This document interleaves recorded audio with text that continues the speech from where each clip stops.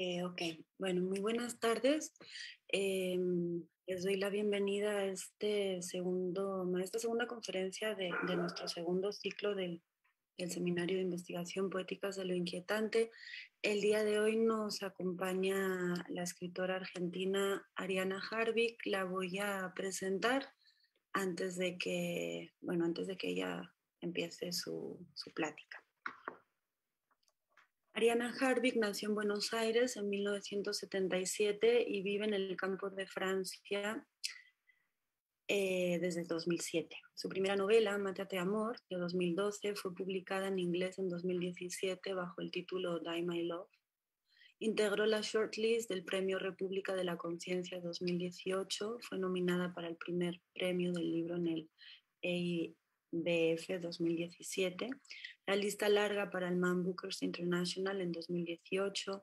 El mejor libro extranjero traducido en su versión alemana en 2019. Y fue finalista de la BTBA en 2020. Ha escrito 3 novelas más en una trilogía involuntaria sobre la maternidad y la pasión. La trilogía estaría compuesta por esa primera novela de la que ya hablé, Mátate Amor, y le siguen La débil mental y Precoz, que fueron editadas por Mar Dulce en Argentina y que también ha tenido otras ediciones en Latinoamérica. Su cuarta novela, Degenerado, fue publicada por Anagrama en 2019. Y todas estas novelas han sido también adaptadas al teatro en varios países como Argentina, España, Israel y también al cine en Estados Unidos en 2021. De hecho, este año ha publicado en Argentina, en España y en México Desertar, que es un libro de conversación sobre traducción y deserción de la lengua materna, y este libro lo escribe junto a Micael Gómez Gutart.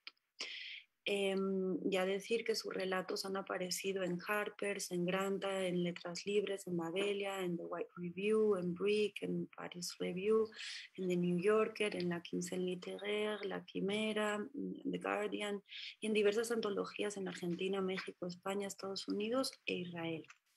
Y bueno, sus libros han sido traducidos ya a muchísimos idiomas: inglés, alemán, italiano, francés, portugués, árabe, hebreo, turco, rumano, griego, polaco, croata, holandés, georgiano, ucraniano y serbio.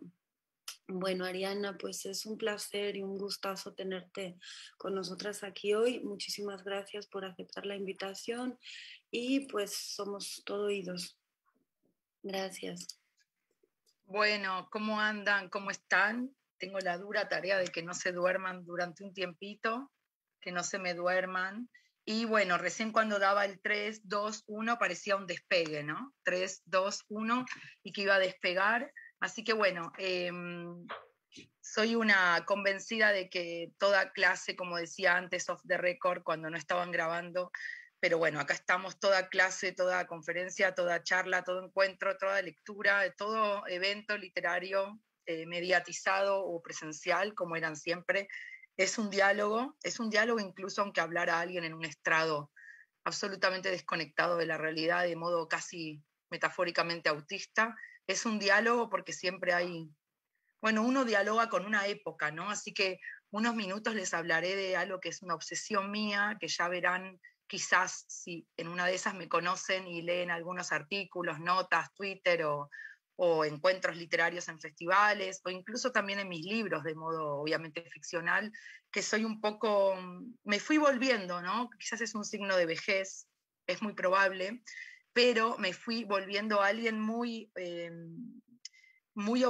alguien que le obsesiona mucho la época, ¿no? En realidad, ¿a quién no le obsesiona la época, no? Porque vivimos todos, acá estamos más jóvenes, menos jóvenes, todos en este siglo, más menos vamos a morir, más menos en este siglo, lamentablemente, o quizás alguno de ustedes pasa al siglo que viene, ojalá, ¿por qué no?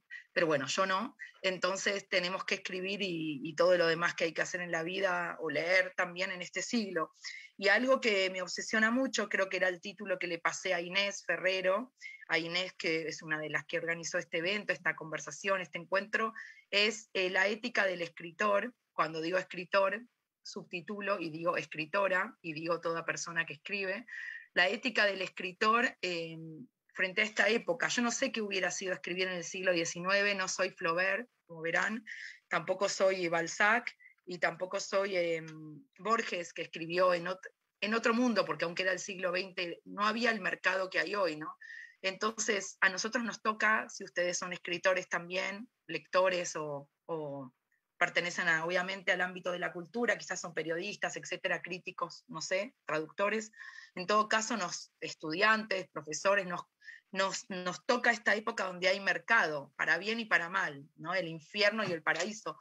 Hay un mercado, depende del país y su poder, en nuestros países más pobres quizás más chico, quizás en Latinoamérica más chico, en África muchísimo más chico, pero bueno, hay un mercado literario, es decir, que hay un campo político en el que nos inscribimos, están las redes sociales. Yo hasta mis 20 años no supe lo que era Internet, pero bueno, ahora sí, hay redes sociales, hay un mercado, y ese mercado dicta, como es lógico, ¿no? Como en toda época, pero ahora mucho más, dicta una ideología y nos hace dar cuenta de que se venden unos libros y otros no, de qué se puede escribir y qué no, y hay una censura ambiente. Algunos pueden pensar que exagero, porque es cierto, estamos en democracia, es cierto, vivimos en democracias liberales, capitalistas en Occidente, pero de todos modos yo vivo en Francia hace 15 años, pero estoy totalmente también, participo de la cultura y del debate cultural, creo yo, de Argentina y de varios países latinoamericanos, México, Ecuador, Perú, constantemente, ahora voy a Colombia, entonces etcétera, ¿no? Chile, Uruguay, hay un intercambio y me doy cuenta que la ideología es la misma y me obsesiona eso, es cómo puede hacer el escritor, el poeta, el dramaturgo, para producir un texto lo más emancipado posible de esas prerrogativas, de esas insinuaciones del mercado sobre lo que hay que escribir.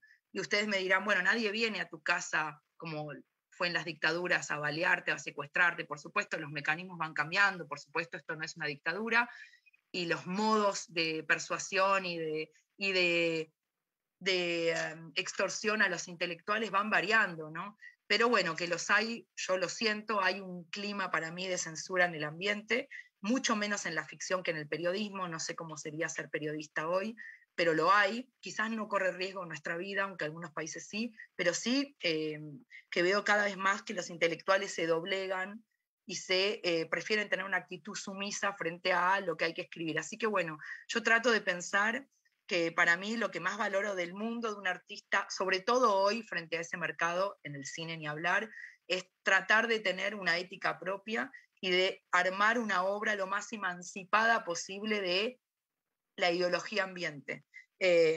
Bueno, tratar de tener coraje, ¿no? Y eso se me desliza la ética a lo que es un estilo propio, porque siempre se habla de cómo conquistar, qué hacer, o sea, en qué consiste un estilo, porque uno dice, me gusta el estilo de Onetti, no, a mí me gusta cómo escribe Carver, no, yo soy más decimonónica, no, a mí me gusta mucho el estilo de Marguerite Yourcenar, más barroco, no, está bien, pero ¿qué es la conquista de un estilo? Tampoco es que yo lo sepa, ¿no? Pero me pregunto obsesivamente también, ¿cómo es, qué se hace, en qué consiste armar una lengua propia? Porque podemos escribir todo. De hecho, el verbo escribir es un verbo democrático, ¿no?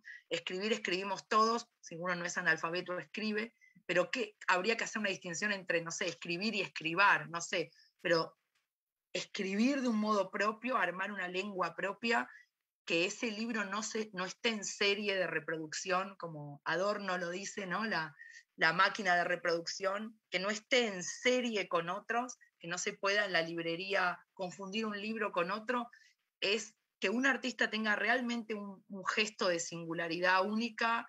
Eso es mucho más difícil de conquistar. Me pregunto todo el tiempo, ante cada libro nuevo, ante cada artículo, ante cada vez que voy en la próxima novela, cada vez que incluso elaboro el primer párrafo, la primera oración de la primera página del primer capítulo, e incluso antes del acto empírico, físico de escribir, esa elaboración previa en la mente, ¿no? Porque escribir es, ante todo, escribir mentalmente, ¿no? Escribir es, ante todo, no escribir, aunque parezca una paradoja. La escritura se arma primero en la cabeza, ¿no? y en la visión. Y después, bueno, la ejecución de la escritura es otro paso de la escritura. Pero yo me acuerdo cuando estaba una vez en Cuba, que siendo muy joven, fui muchas veces a Cuba y conocí muchos escritores cubanos y los leí bastante, los poetas y los escritores, bueno, José Martí, Alejo Carpentier, obviamente Eliseo Diego, Lezama Lima, bueno, pero digo, los leía y me acuerdo que en ese caso era muy joven, tenía 18 años y me tentaba mucho la vida de los escritores. Después entendí que primero hay que escribir, ¿no? Para tener una vida de escritor, porque uno a veces anhela mucho la conquista de casi una cosa burguesa, de la vida del escritor, pero para eso hay que escribir, ¿no? Hay que pasar lamentablemente por la escritura, ¿no? Que es el gran sacrificio, ¿no? Y la vida de escritor viene después, las entrevistas, que es lo menos importante en algún punto, ¿no? Pero me acuerdo que había un tipo acostado en el sillón, un señor con los pies para arriba, lo más tranquilo. Ustedes después me dicen si se escucha, ¿no? Porque por ahí me pasé hablando una hora y nadie escucha nada, me levantan el dedo, ahí está, bueno. Porque esto es una especie de soledad absoluta, ¿no? Y había una persona con las piernas para arriba y yo me acuerdo que le pregunté a qué se dedicaba, ¿no? Y me dijo, soy escritor. Y a mí me pareció tan insólito, tan paradójico, tan extraño. Uno ve a un dentista trabajando, a un barrendero, a un cocinero, uno ve a alguien pintando y es pintor, pero alguien con los pies para arriba tirado en el sillón que diga impunemente soy escritor, y que efectivamente era escritor, y que escribir consistiera en nada, me pareció como algo, uno claro, el imaginario del escritor es frente a la máquina de escribir con el gato al lado, ¿no? Pero después uno se da cuenta que, obviamente, que en el terreno, que en la experimentación, escribir físicamente, el acto de escribir es lo último, ¿no? Como yo les decía, para mí, primero me tuve que armar una vida para la escritura, y eso es el caso de tantos escritores que los vemos en sus biografías. Por eso me gusta tanto leer las biografías de los escritores, porque ahí uno se da cuenta cómo se arma una escritura, ¿no? El género de biografía o autobiografía, o biografía, o diarios, o correspondencias, no por el morbo de la vida en sí, ¿no? Sino que me interesa ver cómo se arma en la vida de alguien la escritura. ¿Cómo es que un día Albert Camus, porque nadie nace escritor obviamente, se le arma un destino a Albert Camus de escritor, ¿no? Pero ¿cómo llegó a ese destino, no? Obviamente escribiendo, pero antes de escribir, ¿qué hizo? Bueno, es lo que yo les decía, ¿no? Se armó una vida para la escritura, ¿no? Entonces, cuando volviendo a la ética, en mi caso personal, supongo que esto también tiene algo autorreferencial y disculpen, siento que antes de, obviamente acompañando con las lecturas y el estudio, tuve que pensar la vida en función de la escritura, ¿no? Para mí la vida se somete a la escritura, y eso quiere decir antes que nada, por ahí ustedes quieren ser escritores o lo son, antes que nada mirar como mira un escritor, bueno, pero como mira un escritor o un artista, ¿no? Yo supongo que tiene que ver con eso de velar lo oculto, ¿no? Y ahí de vuelta el coraje y de vuelta la ética, ¿no? Saber mirar lo que sea, porque vieron que no hay tema en la escritura, que no importa si uno relata la cárcel bajo estalinismo, el pasillo del fondo de la casa de la infancia, o una manifestación, o una pareja que se deja de querer. Lo que importa no es el objeto, sino la mirada sobre ese objeto, ¿no? Y aprender a mirar para mí fue lo más difícil, ¿no? Como esa idea de que hay que educar la visión, educar la mirada, ¿no? Porque ¿de qué vale la pena escribir si uno va a mirar las cosas de manera convencional, ¿no? Pero ese ir contra la convención, ya sea política, de las relaciones humanas, de la vida en sí, del tiempo, para mí lleva una vida, ¿no? Es un entrenamiento casi de ejército militar, ¿no? Y bueno, me acuerdo que cuando estudiaba cine, yo empecé estudiando cine, entré al arte por el cine, yo pensé que mi destino era ser directora de películas, cineasta, y después fracasé en el sentido de que, no fracasé, pero en el sentido de que me abrumaba mucho lo colectivo, ¿no? El rodaje, tanta gente, que dependiera tanto de encontrar dinero, del financiamiento, como si me gustaba pensar el arte de un modo mucho más anárquico, no dependiendo de lo financiero, ¿no? Entonces me mudé al teatro, que necesita menos plata que el cine, pero igual me pareció abrumador, y me mudé al arte más solitario que puede haber, que es la escritura. Bueno, y la pintura también, necesitas pincel, pintura y un lienzo, ¿no? Y nadie más. Por eso en el medio de la guerra, sin nada de dinero, los pintores más pobres y casi mendigos siguieron pintando, porque no se necesitaba casi nada. Bueno, sí, un poco de color, pero lo inventás también, ¿no? Pero bueno, lo que quiero decir es que me acuerdo que en cine, que estudié muchos años, 10 años, alguien había dicho algo así como el amor empieza por la mirada, el cine empieza por la mirada, ¿no? No me acuerdo si era Magritte o Eisenstein, no sé quién lo decía, pero que todo empieza en la mirada, ¿no? Y eso estoy de acuerdo para la escritura, ¿no? Cuando trato de componer una novela, la trato de componer a partir de algo que vi, ¿no? Eso viene muy del teatro, ¿no? Que tiene algo llamado imagen generadora, que es un concepto que, bueno, me enseñó mi maestro Mauricio Cartún en Argentina, quizás está en otros lados también, que tiene que ver con que una imagen siempre es generadora, por lo menos de dos imágenes, ¿no? Saber aprender a ver, disociar las cosas, ¿no? La disociación que él la llama, o la disociación, BOD, que es poder observar algo en sus múltiples posibilidades, pero como mínimo dos, ¿no? Poder desarmar la cosa, ¿no? Y un poco como hacían de manera muy obvia, pero de ahí ya podemos aprender los vanguardistas siempre en la pintura, ¿no? Desarmar la figura, descomponerla, romperla. Bueno, yo trato de hacer eso, solo que como no pinto, en la escritura, si leyeron alguno de mis libros, también otros autores que a mí me encantan, como Gombrowicz, o como, no es que me encanten, es que me gustan cómo experimentan con la lengua, ¿no? Gombrowicz, aunque no se parecen entre sí, ¿no? Silvia Plath, ¿no? Y pensaba ellos qué hacen con la lengua, ¿no? Cuando la escriben, ¿a qué se parece lo que dicen? No se parece a nada. ¿Por qué? Porque hay algo del orden de la descomposición. En el caso de Gombrowicz, bueno, está el cruce de lo polaco con el español, de ser extranjero, como tantos, ¿no? Pero en el caso de Silvia Plath, no, porque escribía en su lengua, en inglés. Sin embargo, vos ves que, bueno, es una poeta, ¿no? Que el intento de ella está todo el tiempo en romper la forma, ¿no? En dar nacimiento a una nueva lengua, ¿no? Bueno, que la hacen todos los grandes escritores. En mi caso me sirvió mucho leer a Virginia Woolf, creo que está citada en mis libros porque en el Orlando y en tantos libros, Mrs. Dalloway está todo roto, ¿no? Está como, por eso Proust decía que escribir era romper con el cristal de la costumbre, y algo de un intento de rompimiento, que es un intento de subversión, y que eso tiene que estar en la lengua, más allá del tema que se trate, ¿no? Porque ahora está tan de moda decir, bueno, tal autora trabaja tal tema, bueno, la maternidad, tal autor el género negro, fantástico, terror, y tal autor trabaja sobre el terrorismo de Estado en tal ciudad, en tal país.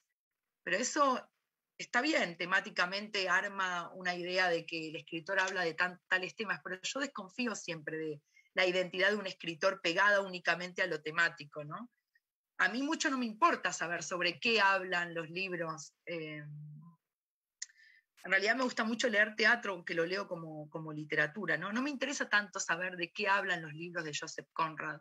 Me importa saber qué visión de la lengua tiene Joseph Conrad, que también mezclaba, ¿no? el polaco y el inglés. Me gustan mucho esos, está en esa especie de ensayito desertar que hice con Micael Gómez Gutard, que no es un ensayo académico, es simplemente un diálogo, otra vez la obsesión por el diálogo, porque está nuestra condición de inmigrante y de extranjero, él como franco-argentino, yo como franco-argentina también, de algún modo, y está esta visión de cómo se arma una lengua a partir de otra lengua. Entonces hablamos de todos los escritores, o de algunos, los más conocidos, que son tránsfugas de la lengua y que pasan de su lengua materna a otra, obligados por la guerra, porque se han tenido que ir, porque los expulsaron, porque los perseguían, o porque su lengua madre los remite o los lleva a genocidios, o porque su lengua madre es la lengua de sus victimarios, de sus asesinos, de sus criminales, de quienes mataron a su familia. En el caso, no sé, de los alemanes con el alemán, por ejemplo, pero pueden ser los yugoslavos, digo. Recuerdo muchos escritores que decían, yo tuve que cambiar de lengua porque sentía que si seguía hablando la lengua de los asesinos de mis padres, estaba hablando con una lengua manchada de sangre, ¿no? No lo recuerdo si fue una escritora serbia o respecto de las guerras de esos países, ¿no? Pero da igual, porque puede ser cualquier lengua, iraquí, puede ser árabe o puede ser español. Entonces, y esos escritores que saltan como una oveja ahí, la tranquera, la cerca de su propia lengua madre, materna, que aprendieron con su madre en los primeros días de vida a otra lengua extranjera, como es el caso también de muchos judíos que huyeron después del Holocausto y que entonces adoptaron la lengua, por ejemplo, el hebreo, u otras lenguas, el francés, como el caso, no sé, de Paul Celan, ¿no? Aunque también escribía, ¿no?, en su alemán, pero quiero decir, ese paso de lengua es una elección política. Bueno, yo no hice eso, no escribo en francés, tampoco soy una perseguida política, aunque siempre estamos perseguidos por algo, pero sí escribo en un español de Argentina, en un porteño de la ciudad de Buenos Aires, ya muy, muy intervenido, ¿no? Este término de las artes plásticas, muy intervenidos, muy cruzado con esa otra lengua que es el francés, de la inmigración, del francés que yo aprendí ya siendo inmigrante y siendo grande, ¿no? Entonces ahí se me arma una lengua que sí o sí es política, sí o sí tiene una visión extrañada sobre el francés, pero tiene una visión extrañada sobre el propio español mío de origen, ¿no? La lengua madre. Y yo creo que mis novelas tratan sobre eso, ¿no? Y los ensayitos, los diálogos que escribo. Mis novelas tratan sobre la imposibilidad de una lengua única, la imposibilidad de una lengua materna pura, si hablamos de un término un poco quizás controvertido, que es lo puro. Ya sabemos que no hay nada puro, no hay raza pura, no hay idioma puro, no hay identidad pura, no hay literatura pura, pero bueno, no hay género puro, todo es híbrido, ya lo sabemos eso. Pero bueno, todo esto para volver a decirles cuál es la posición, para redondear en el sentido de esta primer parte, que es cuál es la posición. O sea, no hay ningún autor que no tenga una política de autor. Si les dicen que no tiene una política de autor, les están mintiendo. O sea, en todo caso es como la gente que dice no tengo ninguna ideología. Bueno, es la gran ideología, ¿no? El vaciamiento de la ideología. Entonces, siempre todo autor tiene una ideología, tiene una política, tiene un modo de mirar el mundo, tiene un posicionamiento, aun cuando no se pronuncie claramente sobre un partido político o aun cuando no sea militante. No me gusta la literatura de la militancia, puede parecer paradójico porque me la pasé hablando de política y me interesa muchísimo la política, pero no me gusta, no me parece que produzca buena literatura el escritor que escribe desde la militancia. Eso no implica que sus textos no sean irremediablemente políticos, pero me gusta pensar que el arte siempre toma caminos mucho más difíciles que el camino del compromiso a una ideología, ¿no? Entonces trato todo el tiempo cuando escribo casi de militar contra la militancia, no sé si parece un poco enloquecedor, pero de militar contra esa especie de gesto contemporáneo de la posición de un autor que es posicionarse en un lugar, en una identidad, en una elección sexual. También eso me parece casi un gesto fascista, tener que explicarle al mundo, al mercado, o a tu editor, o a tu traductor, o a la persona que te hace una nota, quién sos en una especie de formulario. ¿Por qué? O sea, no estoy en la comisaría, o sea, no me están llevando presa, o sea, ¿por qué tengo que...?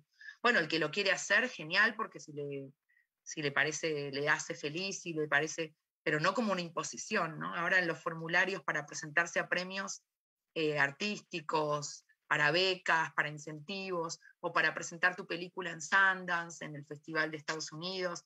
Bueno, yo lo veo mucho en Argentina, en Estados Unidos, en Francia, pero debe ser en todos los países. Hay esta idea de tener que llenar un formulario, tanto como artista, como escritor, como artista plástico, lo que fuese, llenar un formulario y definir quién sos para ver si te dan la beca o no. Eso me parece que establece una supremacía de la identidad por sobre la obra, o sea.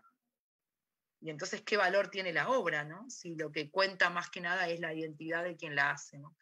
Y me parece eso sí discriminatorio, porque si no entras en una categoría que le tienta al mundo contemporáneo, ¿qué hacemos? O sea, ahí tengo amigos que ya se inventan identidades que puedan ser susceptibles de seducir o de tentar al mercado, pero eso también es falsificar tu identidad. Entonces, en la era de la dignidad de la identidad, nos incitan a que la falsifiquemos. No sé si se entiende, tal vez no están de acuerdo, me están insultando por dentro, pero bueno, creo que es una época muy interesante para escribir. Todas las épocas tienen sus batallas, sus guerras, sus censuras y sus luchas.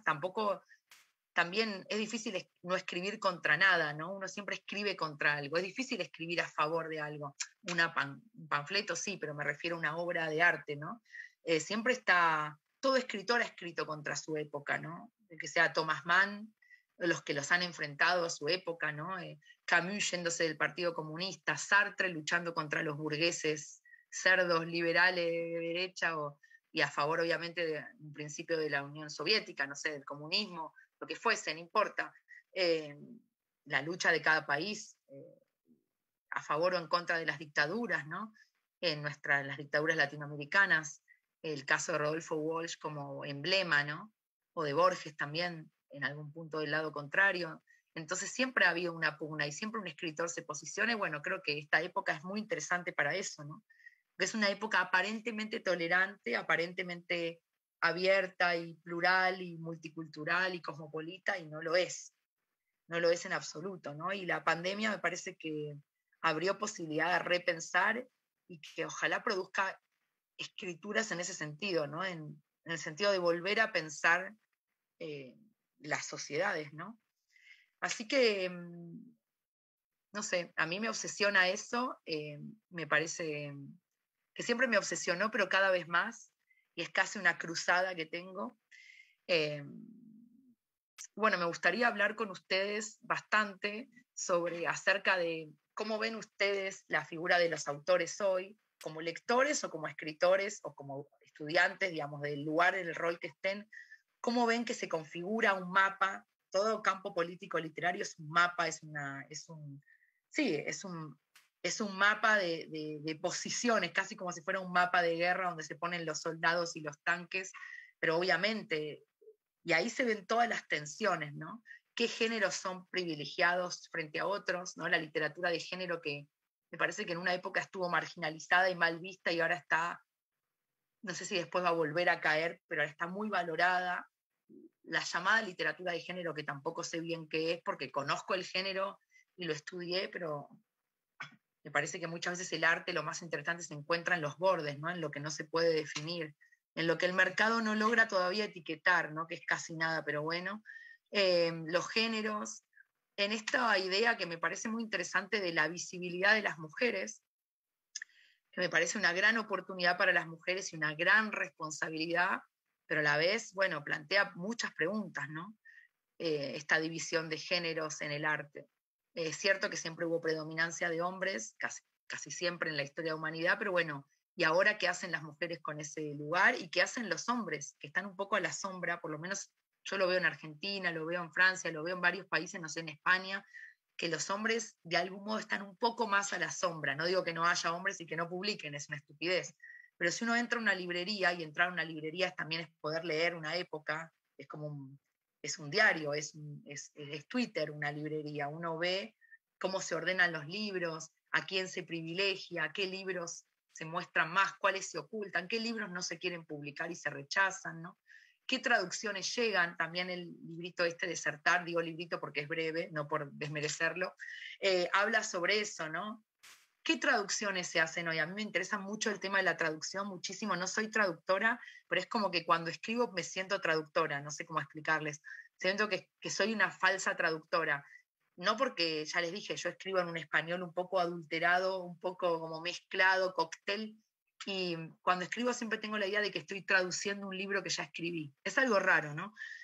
Pero bueno, me interesa mucho la figura también de los escritores traductores. Vieron que antes, en siglos pasados, en el siglo XIX, por ejemplo, el escritor siempre tenía que pasar por el casillero de la traducción, no siempre, pero estaba la idea de que le daba cierta envergadura, ¿cómo decir?, cierto estatus.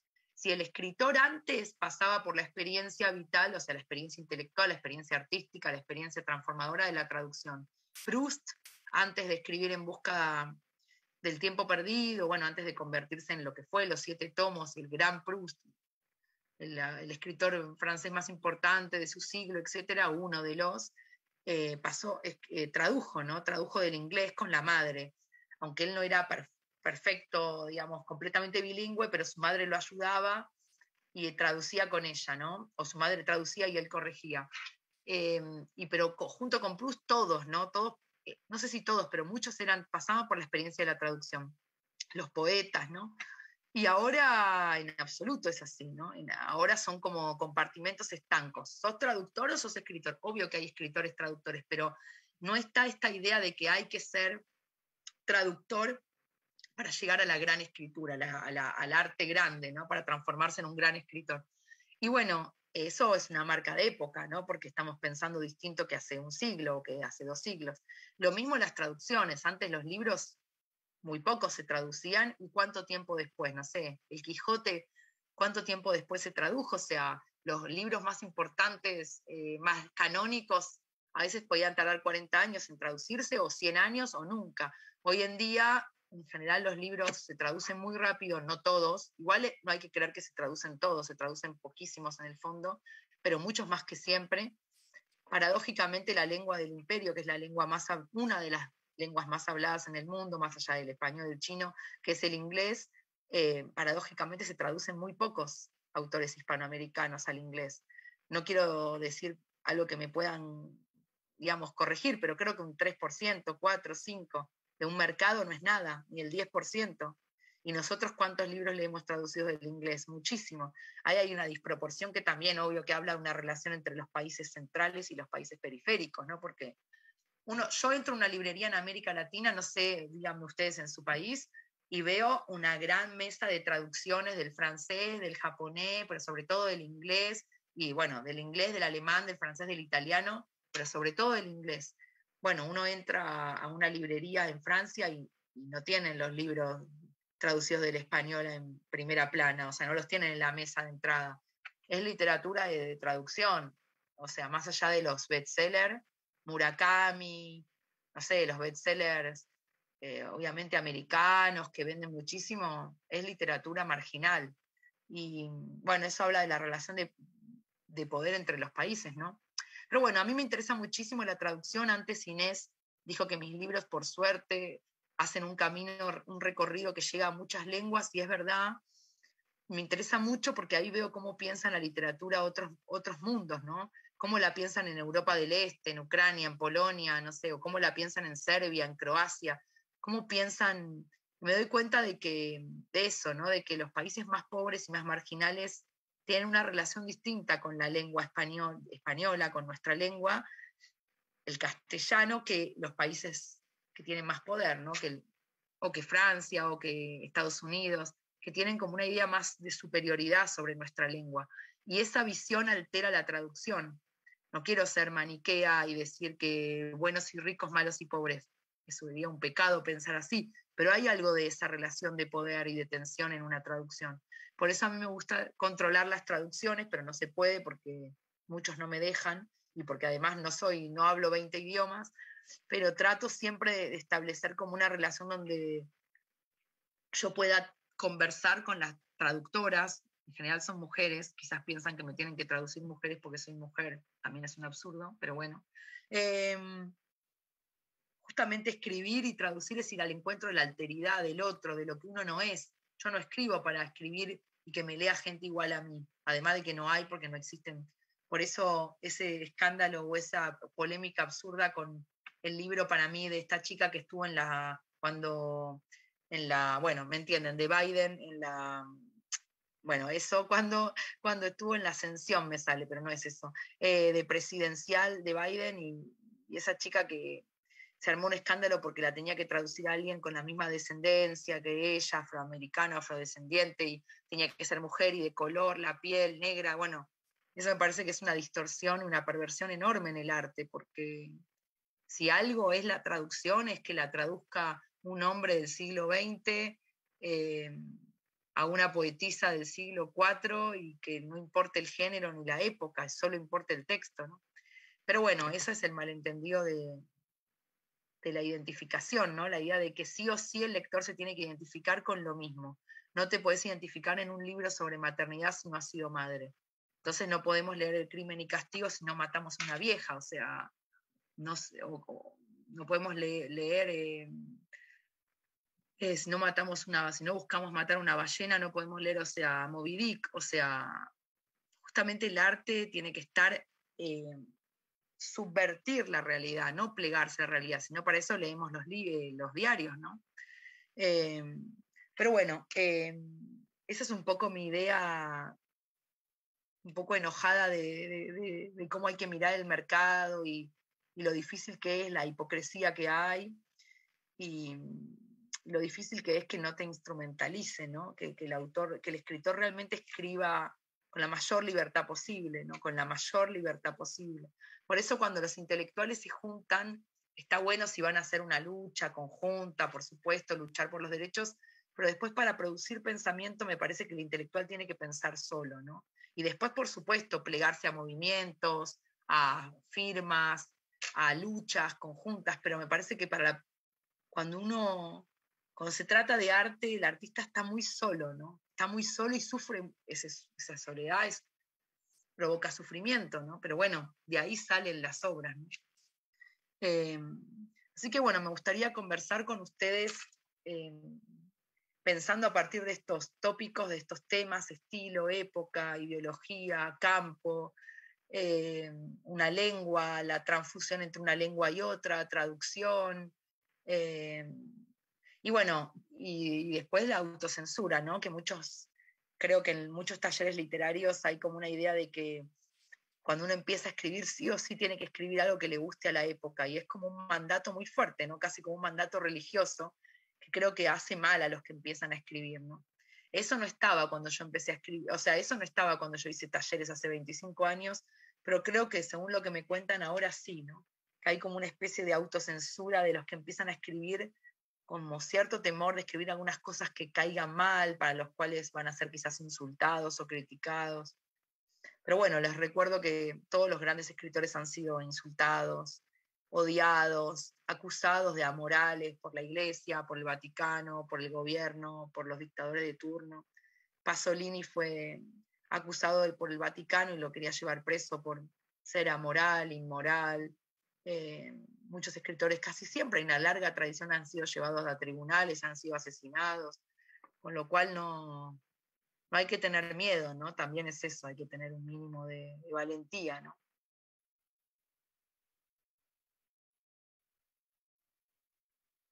Okay. Se fueron todos, ¿no? No, aquí estamos. Muchas gracias, Ariana. Pues en lo que van pensando, abro un poquito el diálogo y bueno, muchas gracias por tu plática. A mí en lo personal me pareció súper interesante. Yo quería preguntarte, quizás un poquito eso con lo que iniciaste, ¿no? Con este asunto de la ética del escritor, de la ideología, y a mí me interesa mucho cómo está vinculado con el lenguaje, con el uso tan específico que haces del lenguaje, ¿no? Porque estoy 100% de acuerdo contigo en que efectivamente la identidad, o sea, que no se trata de un cuestionario, que tu identidad como escritora no tiene por qué quedar ahí sobre la obra, ¿no? Pero a la vez, y tú específicamente tienes un estilo que está perfectamente marcado, distinguible, que es súper personal. Bueno, me parece a mí, ¿no? Que es una voz. Después de leer Mátate Amor, o sea, cuando terminé Mátate Amor y llegué, por ejemplo, a La Débil Mental, es esto que dices, ¿no? En la trilogía dije, uy, pero si hasta parece que es la misma tipa alucinada, ¿no? Que es aquí, o sea, parecía que estaba otra vez en la mente ese flujo de conciencia. O sea, me refiero a que en toda tu obra encontramos ese fluir de conciencia que va construyendo esta suerte de discurso delirante, alucinado, intenso, ¿no? Y en ese sentido bueno, creo que, que tu conquista sobre el estilo y sobre la lengua propia en ese sentido está muy bien formada, ¿no?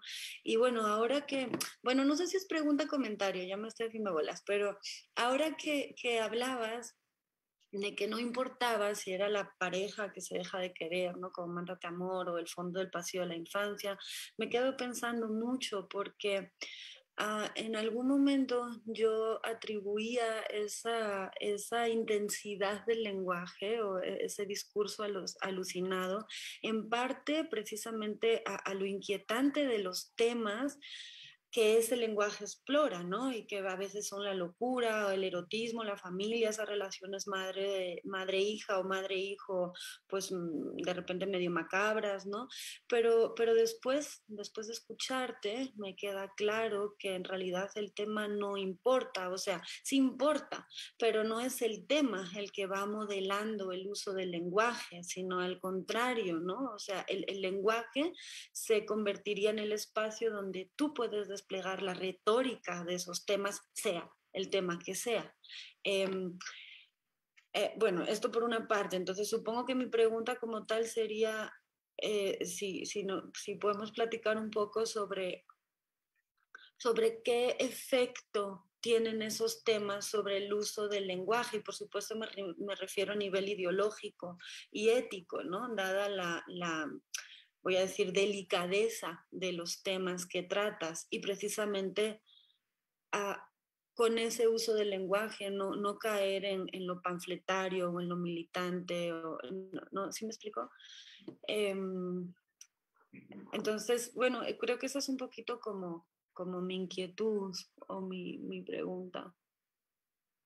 Bueno, buenísimo lo que dijiste, sí, lo entendí perfectamente. Lo más quizás pedagógico, fácil o directo que me sale para pensar, mucho más que con la música, que es más complejo y más abstracto, inacible, es explicarlo o tratar de transmitirlo primeramente con la pintura, primero que nada, ¿no? Porque cuando yo estudié artes, aprendí o intenté aprender a mirar intento aprender a mirar la pintura de un modo literario. Bueno, siempre miro la pintura de un modo literario, escucho a los pianistas, a Rubinstein o a Barenboim o a Glenn Gould de modo literario, porque para mí hacen literatura con el piano, y después voy a una obra de teatro y me parece sumamente literario, así que todo me parece literario, y qué sé yo. El cine ni hablar. Busco la literatura en todos lados, ¿no? Pero la literatura entendida en términos, como dije antes, obviamente híbridos, no puros, mezclados, disruptivos, bueno, ya lo sabemos. Entonces, la pintura, como les decía, me ayudó muchísimo, en realidad la universidad, ¿no? La UBA, la Universidad de Buenos Aires, donde estudié, me ayudó mucho a entender qué es un artista, porque yo no sabía que era un artista. Seguro lo que no es, ya lo sabemos, o sea, pero qué sí es, no, nunca lo entendí. No es alguien que ejerce no es alguien que tiene un talento, porque talento puede tener cualquiera, no es alguien que pinta un cuadro, porque no toda persona que pinta un cuadro es un artista. ¿Qué es lo que hace que eso que pinta se transfigure, se transforme de un modo tal que entre en la conciencia de los seres humanos, trascienda y se transforme en una obra, ¿no? Eso es alucinante. Bueno, y me parece que eso es algo que no se, que no está en ningún lado, que no está en el que pinta ni en lo pintado. Por ejemplo, vos me hablabas del tema, ¿no? Las meninas, o sea, uno ve la familia, las meninas, Velázquez, y después ve las meninas de Picasso. ¿Y qué tiene que ver unas meninas con otras meninas? Y ahí hay una visión del mundo, y ahí hay una transformación que el tema no importa, porque es la misma familia, son las mismas niñas, es los mismos lienzos. Y si importara el tema, entonces toda la obra de Cézanne sería una estupidez, una frivolidad total. No puedo creer que a alguien le importe una naranja. O sea, imagínense, ¿quién se puede tomar en serio una fruta? O sea, ya sé, la naturaleza muerta es todo un tópico en la pintura, pero explíquenme a quién le puede interesar, así como algo grande, una naranja. Y sin embargo, a mí los cuadros de Cézanne de verdad que me dan ganas de llorar. O sea, de verdad que miro un cuadro de Cézanne o de otros también, ¿no? Y me quedo mirando y me dan muchas ganas de llorar y entiendo cosas y pienso de cosas de mi historia, y es una maldita fruta, ¿no? Entonces, obviamente que es una fruta, pero obviamente que no es una fruta. Entonces, como lo famoso de Magritte, ¿no? Que es tan conocido y tan clásico, pero que a mí siempre igual me gustó, que es, esto no es una pipa, ¿no? Y obviamente que es una pipa, pero obviamente que no es una pipa, y ahí está todo el arte, ¿no? Y después el ensayo de Foucault. Esto no es una pipa. Yo les juro que era chiquita y decía, pero es una pipa, pero me volvía loca y después digo, no, no es una pipa. Entonces siempre la pipa pintada ya no es una pipa, es porque la pipa está en la vida, ¿no? Y entre otras cosas, ¿no? Y es ese salto semántico, ese salto ontológico entre la cosa y la cosa representada. Bueno, muy Heidegger, ¿no? Pero Entonces, lo que quiero decir del tema es que el tema importa, pero importa en la medida en que una forma viene a capturar ese tema. Obviamente, no vamos a mentir, existe el tema en el arte. Uno puede decir, el Guernica trata, bueno, sobre la bomba, el bombardeo de Guernica, la guerra, sí, pero sobre todo, pero trata sobre eso porque está el cubismo ahí y está todo despedazado. Entonces, creo que el tema importa, el tema no existe, ¿no? El autor con su estilo inventa el tema, porque por ejemplo la silla de Van Gogh, con ese cuarto todo torcido, ¿cómo vas a llorar delante de una silla, no? Y yo he visto gente llorar delante de esa silla, y es una silla, ¿no? Pero no es una silla, ahí puede estar toda la historia, no sé, de su psicosis, por decir algo rápido, ¿no? Entonces, todo esto para decir, bueno, que había una frase también de algunos pintores que decían, yo nunca pinto el árbol denotado, o sea, el árbol que ya existe, nunca lo pinto, porque ¿para qué lo voy a pintar si ya existe? Yo siempre pinto el árbol connotado, ¿no? Es esa la connotación, ¿no? Entonces, para contestar más puntualmente a tu pregunta, por supuesto que hay tópicos en mis novelas, está la extranjería, está la maternidad, está la vida alejada de la ciudad, está el fracaso o la vida conyugal y sus violencias, ¿no? La violencia de la vida de familia, está la locura, está el posparto, está la depresión de la maternidad, está la soledad, están todos esos temas, el erotismo, pero están a través de un estilo muy particular, ¿no? De este estilo casi de expresionista. Y quizás vos me dirías cómo lograste ese estilo. Bueno, eso no lo puedo contestar nunca, pero creo que lo logré escuchando piano, ¿no? O sea, siempre que escribo estoy escuchando piano y es como si el piano me diera un poco la cadencia y el ritmo y la forma de mi escritura. No sé, nunca escribí nada sin piano, la verdad, ¿no? Pero no sé si contesté a tu pregunta, pero yo creo que no es que no exista el tema, es que el tema existe solo dentro de una forma, ¿no? Por fuera de esa forma no existe, no quiere decir nada, ¿no? Sí, sí, sí, contestaste perfecto. O sea, al final era eso, que no era el tema el que moldea el uso del lenguaje, sino al revés, el lenguaje el que permite desplegar toda esa retórica en la manera y en el estilo específico, efectivamente, en el que tú lo haces. Y sí, bueno, qué bonito detalle el del Hay, piano, porque hay hay mucha muchos, música. perdón, decime. Sí. No, no, dime. Que hay muchos malentendidos, ¿no? Porque a veces hay pinturas que pasan a la historia con una interpretación y el pintor quiso y pensó todo lo contrario, ¿no? Entonces uno dice, ay, no sé, el de Modigliani con la madre, el beso, ¿no? Ay, el beso, el amor, y creo que él había dicho que era todo lo contrario, era sobre el asco, por ejemplo, pero quiero decir, siempre hay malentendido, porque las obras pasan a la historia como fosilizadas, cristalizadas con una idea, ay, sí, el autor revolucionario quiso escribir sobre esto, y nada que ver, ¿no? El arte siempre tiene otros impulsos, ¿no? Sí, sí, sí, sí. Bueno, muchas gracias. Veo las manitas levantadas ahí, ¿no? ¿Clau? ¿Ay, Alejandra? Sí, Hola, bueno, no sé quién. yo había levantado hace un ratito. Adelante. Bueno, lo mío es muy cortito. Gracias, Ariana, y gracias al seminario por ofrecernos esta charla maravillosa. A mí me parece súper importante muchas cosas de las que acabas de decir. O sea, yo no soy escritora, yo me dedico a la crítica literaria y a la docencia en la universidad de aquí en México, pero creo que estamos aquí frente un poco a una especie de, lo voy a decir así entre comillas, dictadura de lo políticamente correcto, ¿no? Y que parecería que ahora todo el mercado editorial, porque bueno, me gusta mucho siempre leerte en tus crónicas, en tus artículos periodísticos y también, por supuesto, llegué a tu obra por Mátate Amor, que además fue una obra que gustó mucho entre mis alumnas y mis alumnos en la facultad, ¿no? Les pareció como algo realmente novedoso en el sentido bueno, de que no estabas apelando a lo que ahora, que trabajamos muchas y muchos de nosotros acá, tiene que ver con géneros de irrealidad, sino que estabas hablando de una realidad bastante compleja, con relación a esto también que decías sobre los temas, ¿no? O sea, por supuesto, ¿no? Totalmente coincidente en el sentido de que los temas en la literatura han sido siempre los mismos, la vida, el amor, la muerte, un montón de cosas, ¿no?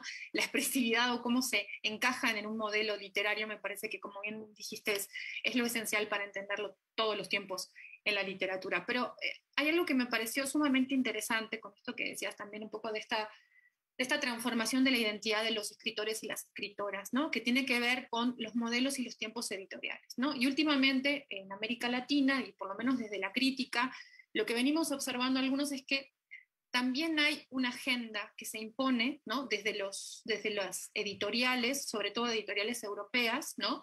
Que nos vienen a hablar de una especie de redescubrimiento o de estética de lo novedoso, ¿no? Que parecería que en América Latina las escritoras, en el caso puntual, en este momento, ¿no?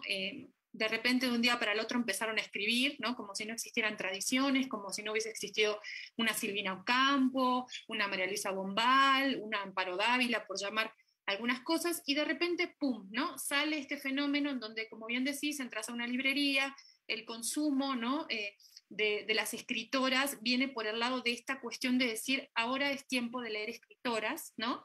Y entonces generar estas condiciones de hacernos creer que la literatura va por caminos, ¿no? Como bien dijiste, de orden genérico, y que además no, por supuesto que es maravilloso que haya visibilidad, una visibilidad editorial que antes pues, era muy precaria, muy reducida, sin ninguna duda, pero que esta visibilidad editorial, que es también absolutamente mercantilista, porque las editoriales publican libros también para ganar dinero, se presente como una especie de, por lo menos desde el otro lado del Atlántico, redescubrimiento del exotismo o de esta cuestión de las temáticas de la violencia, ¿no? Como si feminicidios o violencia no hubiese también en otras partes del mundo que no sean el continente latinoamericano, ¿no? O que sea el continente americano en su totalidad. Y entonces se genera como esta idea, ¿no? De que estamos frente a un momento en donde esta visibilidad va acompañada de alguna forma de una especie de, detesto la palabra, ¿no? Boom, ¿no? Nuevo boom, como le han dicho algunos, ¿no? De escritura femenina, ¿no? Y que esto yo creo que en vez de jugarle a favor en algunos sentidos a las escritoras, es como un boomerang, ¿no? Empieza a jugar en contra en muchos sentidos, además de la mediatización de la figura del escritor, ¿no? Vos hablabas mucho ahora sobre la propia conciencia de la figura del escritor, y creo que las escritoras, y un grupo reducido de escritores en este momento que no están tan de moda, están expuestos también a esa mercantilización que se hace, ¿no? A través de diferentes plataformas virtuales, a través de diferentes procesos. Entonces, un poco la pregunta es, ¿cómo te ves vos? ¿No? Porque sos una autora que a mí siempre me da la sensación, estás como un poco alejada, ¿no? De esa mercantilización, en cierto sentido. ¿Cómo te ves vos o cómo te entendés vos en esta generación de escritoras que tienen un poco que luchar entre lo que es lógico y que son las posibilidades editoriales de salir al mundo editorial, de ser traducidas, de ser conocidas, y no verse como un artefacto de esa especie de importación de la novedad latinoamericana, que como latinoamericanos, por lo menos a mí, me tiene harta, ¿no? En el sentido de pensar que parecería que en América Latina escribimos hace 2 minutos, o lo que escribimos recientemente, en los últimos 20 años, es nuevamente después de los años del primer o ese mal llamado boom, como diría Rama, ¿no? De los años 60. Entonces, ¿qué percepción tenés de esa situación de mercantilización? Si lo ves así, si te parece que capaz estoy diciendo algo que nada que ver, pero el asunto es un poco esa sensación que nos da desde la crítica, porque termino con esto, de la misma manera que vos estabas planteando esa corrección que debe haber ahora para presentarte, esa corrección política, ¿no? Y ese posicionamiento de yo escribo desde esta visión del género o de esta visión de mi identidad sexual o de tal cosa, también pasa en la crítica, ¿no? De repente yo veo que muchos críticos y críticas que se habían dedicado a otras cosas, a otros elementos clásicos, que estaba bárbaro, ¿sí?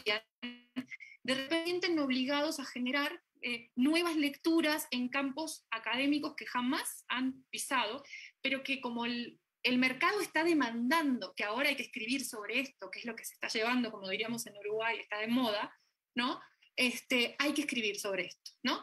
Y se olvida toda una tradición de que esto no salió de un repollo, sino que salió de una tradición literaria muy importante en América Latina, y todos nos vemos como en un ejercicio ¿no? Forzado muchas veces de encajar con un modelo de lo que ahora se tiene que escribir, ¿no? Tanto en crítica como en producción de la propia actividad escritural de los autores y de las autoras. Gracias.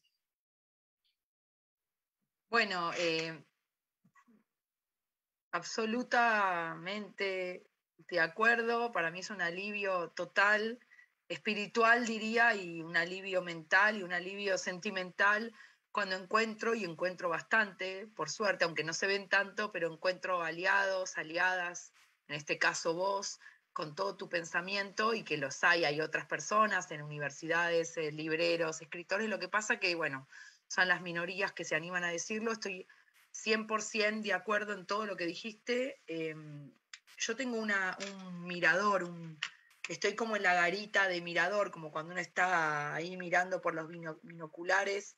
Yo tengo una visión doble, porque como vivo en Francia, me muevo, ahora bueno, más difícil, pero me muevo bastante dentro de Europa, pero estoy todo el tiempo proyectada, mirando, pensando, como ustedes ya saben, publicando en diferentes revistas o diarios de América Latina, un montón en México, pero en todos lados. Entonces tengo la posibilidad privilegiada, pero también es un horror, de mirar desde adentro cómo se ve el mercado literario, desde adentro, ¿no? Que paso y me lo dicen, o sea, mano a mano con un editor, una editora, un traductor, un librero, etcétera, un crítico literario, y la verdad de la verdad, bueno, es más viejo que el mundo, ha ocurrido siempre, pero ahora magnificado por el mercado, las redes, etcétera. La verdad que me parece que, bueno, nos subestiman absolutamente a los latinoamericanos, no está de moda la literatura latinoamericana en Europa. Hubo épocas en que ya sabemos que sí, no solo en los años 60 con el famoso boom latinoamericano, que la revolución cubana, y entonces toda la mitología y el romanticismo, porque a los europeos burgueses y a la gente con mucho dinero siempre les encantaron las revoluciones socialistas de otros países mientras ellos no tengan que ir a vivir ahí. Y bueno, y García Márquez, y ya sabemos, y el Nobel de Coso, de ya sabemos quién, ay, no me sale el nombre, bueno. Entonces, Vargas Llosa y todo.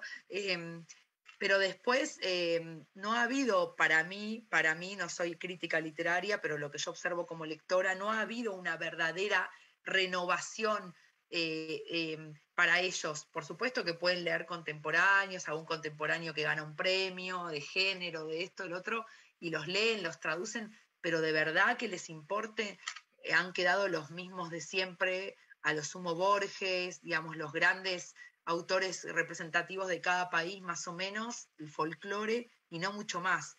Y lo que veo es que hay dos posturas éticas a tomar por cada escritor, y cada uno toma la que puede y la que le parece. Una es dejarse aprovechar, dejarse instrumentalizar, dejar que te aproveche el mercado y te ponga a bailar la conga o la salsa o el tango, y que te usen y que te vean como el latinoamericano cliché típico, o la mujer feminista que te instrumentalicen. Y otra es correrse de ese lugar. Es re difícil, porque correrse de ese lugar implica a veces que te inviten menos, perder oportunidades de trabajo, prensa, menos traducciones, y es menos. Correrse de ese lugar es como una pugna, es una lucha, es más incómodo, es estar batallando todo el tiempo. Pero bueno, para mí esas las dos posturas. Para mí es el chancho y el que le da de comer. Hay dos culpables o dos responsables más que culpables, porque cuando yo voy a festivales de cine en América, en Europa, cuando voy a festivales de cine latinoamericano, el 100% de las películas son sobre droga, violaciones, tráfico, niños pobres. Y yo digo, pero no hay nada más que pase en América Latina. O sea, México es solo el pase de frontera con Estados Unidos, no hay más nada. Y la droga. Argentina es solo la pobreza, la dictadura, y Colombia es solo la droga. O sea, no hay otra cosa. Es porque lo que compran, lo que vende, lo que da morbo, lo que interesa, lo que es la tranquilidad de decir, América Latina es esto, y música, por supuesto. Y me parece que en esa responsabilidad, en esa transacción económica, artística, está el que te pide eso, y tu ética es que vos se lo das. Es una transacción. A mí me gustan los artistas que un poquito se niegan a eso, un poquito no entregan, ¿no? no comercializan con su identidad, con su dolor. Y bueno, sí, estoy de acuerdo con vos que es difícil, que es muy antipático denunciarlo. Yo, dentro de cómo me ubico, yo estoy contenta que no me insulten, ya de por sí estoy contenta que no me hayan sacado de Twitter, que no me insulten, que no me amenacen de muerte, ya eso ya estoy contenta, porque acá los intelectuales en Francia que piensan distinto son amenazados de muerte y están bajo estado de terror. Y trato de mantenerme en decir lo que pienso. Ojalá que se valore y ojalá, pero a mí siempre que me quieren obligar a poner en las contratapas, bueno, en una literatura feminista, yo siempre digo que no, porque me parece que se hace un uso comercial de ese feminismo, ¿se entiende? No me vengan a acusar a mí que yo no soy feminista, pero no usufructo es mi feminismo. No comercialices con mi identidad femenina. Y si yo mañana me quiero convertir en un oso, no me obligues a... Porque es un poco... se abusan de eso, ¿no? Al mercado no le importa la dignidad humana, le importa que ahora está de moda las identidades trans. En 20 años o en 10 no les va a importar tirar a las trans a donde sea, ¿no? Entonces, bueno. Pero bueno, si me preguntás dónde me ubico, me trato de ubicar en un lugar donde es un poco incómodo, un poco más solitario, pero trato de ubicarme en un lugar donde lo que importa es lo que escribo y no entrar en esa especie de comercio, ¿no?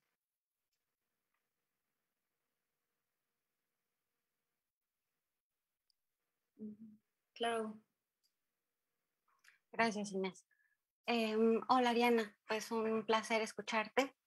Yo quisiera, bueno, en realidad todo está interconectado, pero quería regresar un poquito al asunto, al planteamiento de la ética, porque, y que tiene que ver, ¿no? Con toda esta dinámica, porque si pensamos esta relación digamos, de la ética del escritor, está justamente la postura, ¿no? Tu posicionamiento, pues tu visión, ¿no? Tu mirada, ¿no? Que es, bueno, que está articulada en obra siempre, pero el enunciado ético siempre supone una apelación al otro, ¿no? O sea, siempre apela, ¿no? Al otro, ¿no? Está dirigido, ¿no? Empezaste diciendo, bueno, aunque yo esté hablando sola, esto siempre va a ser un diálogo, ¿no? Y en efecto. Entonces, yo quería pensar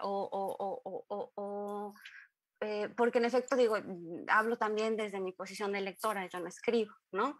Y entonces la relación que uno establece con tu obra, ¿no? Yo he leído pues el universo de ficción, más allá en efecto, está, digamos, como estos golpes dentro de tus textos, como a ciertos imperativos morales de época, es muy claro, pero no es la temática lo que te sacude, es justamente el ritmo, ¿no? de tu estilo, ¿no? Entonces yo quería, bueno, preguntar, plantear, no sé en realidad qué es esto, pero me quedo pensando también en esa reflexión del famoso, o sea, del papel del escritor, ¿no? O el papel del artista, ¿no? En este apelativo al otro.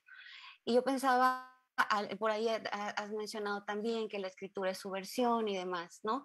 Si esta subversión está pensando en este diálogo con el otro, si la subversión, en efecto, ya lo has dicho y creo que quien te lea lo entiende, no está en el tema, sino justamente en el lenguaje y que el lenguaje es pensamiento, ¿no?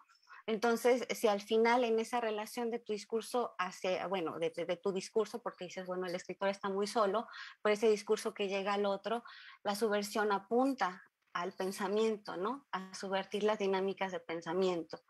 No sé si me explico y qué piensas al respecto. Bueno, gracias, Claudia. No sé si o sea, te digo un par de cositas y me dices, porque no sé si te entendí bien. Sí, lo que fuiste diciendo, me quedo con algunas cosas, pero no sé si te entendí bien la pregunta. Pero bueno, no siempre hay que ser del todo claro, ¿no? Primero que sí, es una articulación, lo hemos dicho, pero lo repetimos, es una articulación absoluta, una dialéctica, una articulación, un ensamblaje, siempre la forma y el contenido, la forma y el fondo, la política de un autor y su obra no pueden no estar articuladas, es mentira. O sea, es como que digo dos cosas contradictorias, pero que son las dos ciertas, ¿no? Porque las contradicciones a veces son ciertas, las dos verdades, ¿no? Por un lado, para mí la obra tiene que estar emancipada de la vida de un autor, es decir, si el autor milita en el Partido Liberal de extrema derecha o en el comunismo, o si el autor, no sé, lo que fuese, milita con los ecologistas, no tiene por qué ser consecuente su obra con su militancia cívica en la vida, pero por otro lado, siempre hay una interrelación de la vida y la obra, es imposible que haya una división, una escisión, un divorcio. Ese divorcio entre la vida y la obra es mentira, pero sí a la vez son dos dimensiones distintas. Bueno, es que las dos cosas. Por otro lado, lo que me decías de la subversión, sí, porque de manera no panfletaria, espero, y creo que eso sí se ve, mis novelas siempre parten del impulso de ir contra lo establecido, ¿no? Hay ahí como una especie de odio joven, una especie de pulsión joven, espero poder seguir escribiendo así cuando sea más vieja, de pulsión muy joven, digo joven no por la edad, sino por las ganas revolucionarias de cambiarlo todo, ¿no? Esa pulsión tan de la juventud, ¿no? Pero bueno, mis novelas siempre son como una especie de declaración de guerra a las convenciones, ¿no?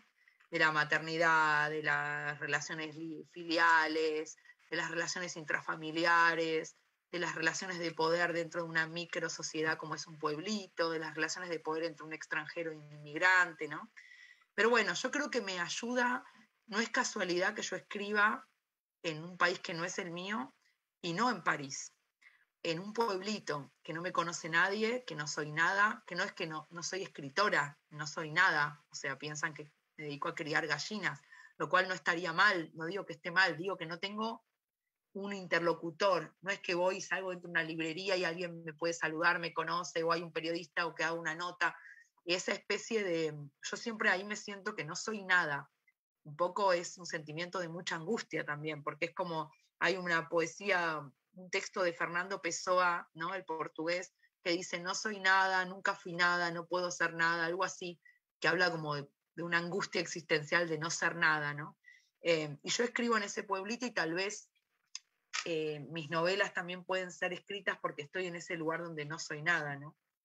Hay una articulación con el paisaje también, ¿no? No escribo en una librería rodeada de gente conocida, o sea, no escribo en un bar en mi país, en donde sí me siento reconocida, ¿no? Así que bueno, escribir también es ir a las fronteras de algo desconocido, ¿no? Yo elijo ser una marginal, cuando digo marginal no me refiero a lo económico, sino una marginalidad social, casi una muerte social. Yo elijo eso para escribir. Igual, respecto a lo que decía antes también, ¿dónde está que hablaba antes? Se fue. La chica que habló antes, no la veo. Bueno, respecto a lo que... Alejandra. Alejandra, sí, volvé, bueno, hacé como quieras. Respecto a lo que decía Alejandra y quizás Claudia un poquito también, yo creo que casi todos los intelectuales están muertos hoy, o sea, respecto de cómo eran antes, que tenían ese coraje, que arriesgaban la vida, hoy los veo bastante muertos, ¿no? Como bastante ovejas, ¿no? De rebaño. No sé si contesté, pero bueno, es lo que me surgió contar. Sí, gracias. Gaby. Hola Ariana, la verdad es que muchas gracias por estos minutos. Estoy muy contenta de escucharte. Y un poco también en sintonía con esto que ya habían comentado Inés, Alejandra, Claudia, por supuesto tú misma, pensando en esta situación del margen. Claro, el margen es una orilla, pero es una oportunidad también, es una oportunidad para incidir en otros puntos, en otras miradas, en eso que probablemente no sea lo políticamente correcto, esto que ya se ha comentado, ¿no? Y pensaba en el margen justamente dentro de tus novelas, con esos ojos, con esa mirada de aquellos que ven algunos de los personajes, ¿no? Aquellos que juzgan, no sé, al degenerado, o aquellos que llegan de servicios infantiles para ver cómo es la relación materno-filial en un pueblito, eso, lejano, ¿no? A las orillas francesas.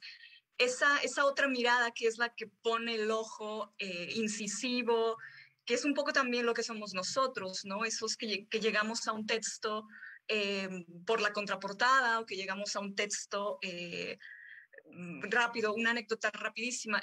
Yo no conocía tu obra, viajé a Uruguay hace algunos años y entré a una pequeña librería y les dije que hay que leer.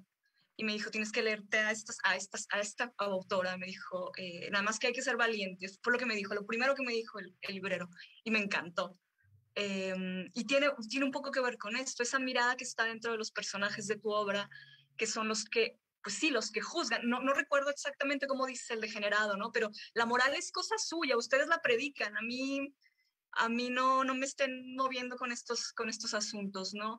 Y en ese sentido, me gusta mucho no solo la mirada de los personajes o la mirada de nosotros como los lectores de tu obra, no sé si valientes o no, pero sobre todo la mirada casi cinematográfica, ¿no? Decías hace ratito, tu formación es, y lo has dicho en entrevistas, es primero cine, luego es teatro y luego es literatura. Entonces, creo que eso se nota muchísimo dentro de tus novelas, en la trilogía y también en Degenerado. Este asunto cinematográfico, estas que parecen ser como cortes, ¿no? Como escenas aceleradas de persecución, de alucinación, de deseo. No sé, son como estas situaciones muy cinematográficas, lo que al final construye también un ritmo muy específico. Y ahora que nos comentabas, esto que me parece maravilloso de escuchar el piano mientras escribes, es eso, es también incluso estas escenas cinematográficas con el soundtrack, con la música dando cuenta de eso, de aquí viene una escena importante, aquí te van a asustar, caramba.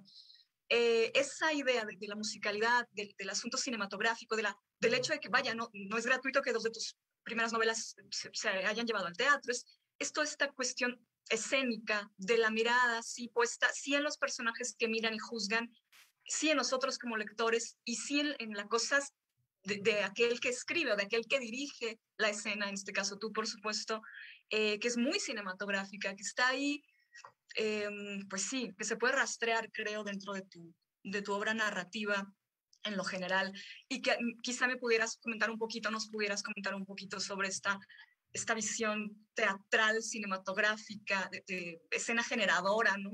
También lo habías mencionado hace un ratito, que me parece, pues eso, puede resultar muy interesante. Muchísimas gracias, Ariana. Estoy muy contenta. Gracias, qué bueno, porque ya saben, lo dije, me encanta así la parte participativa, me siento más cómoda, más a gusto y bueno, para pensar mejor y podría hacer muchos así y bueno, todos dijeron algo muy interesante, así que gracias, Gaby. Y bueno, muchas cosas, hablamos mucho quizás, o se refiere mucho a Matate Amor, que es la primera novela, que son todas novelas breves, de una trilogía quizás, aunque totalmente involuntaria, inconsciente y no programada, que espero que esté, bueno, sí, van a llegar a todos lados, Matate Amor, La débil mental y precoz, pero es cierto que como que la oveja negra, el hijo no deseado o el hijo descarriado o alguien que está por fuera, como hablábamos antes de los márgenes y de las periferias y de los límites, me parece que Degenerado es un paso más allá, o sea, es un paso más allá. Yo trato siempre de ir increyendo a hacer algo un poquito más cuando digo revolucionario, bueno, se entiende, más disruptivo, más rupturista, de algún modo, no es que yo haga literatura experimental. Pero si leyeron mis libros, que no sé si los pudieron leer, Matate Amor tiene capítulos, y si bien juega a deformar la cosa y tiene una métrica y una sintaxis muy rara, o muy extrañada, o muy alterada, La débil mental un poquito más, de algún modo, estéticamente hablando, no sé si conceptualmente en la historia, pero estéticamente, y me parece que Precoz un poco más, a mí me parece que Precoz es como aún más borderline, y me parece que Degenerado directamente se fue a la mierda. O sea, no, Degenerado tiene algo de recontra de gesto punk, no sé si decir punk, suena tonto, pero antisistema, ¿no? Anti-establishment, no sé, parece muy de los años 60, pero antisistema, porque es un tipo directamente acusado de criminal, chivo expiatorio, un paria, mucho más que Matate Amor, que ya lo es la madre, ¿no? Son todos personajes que están a riesgo de vida o muerte, que están recontra señalados, como dijeron antes, por la policía, por el centro social, por la asistente social, por la ley. Son todos, ¿vieron esos personajes, esas películas que el personaje protagónico siempre es perseguido por la policía, en esos policiales? Bueno, para mí mis libros también son como road movies, hablando del cine. O sea, yo realmente los considero como road movies, como policiales, aunque no me gusta el género puro, ya lo dije, pero tienen algo de obra de teatro, pero tienen algo de poesía, pero seguro tienen algo de película. O sea, yo escribiendo Degenerado y Precoz, escuchaba la patrulla, y me parecía que estaba viendo una película de detectives y policías y asesinatos en Harlem, no sé. Y me parece que de dónde viene el cine. Bueno, en Degenerado el pueblo es un personaje, vieron que hay toda una construcción.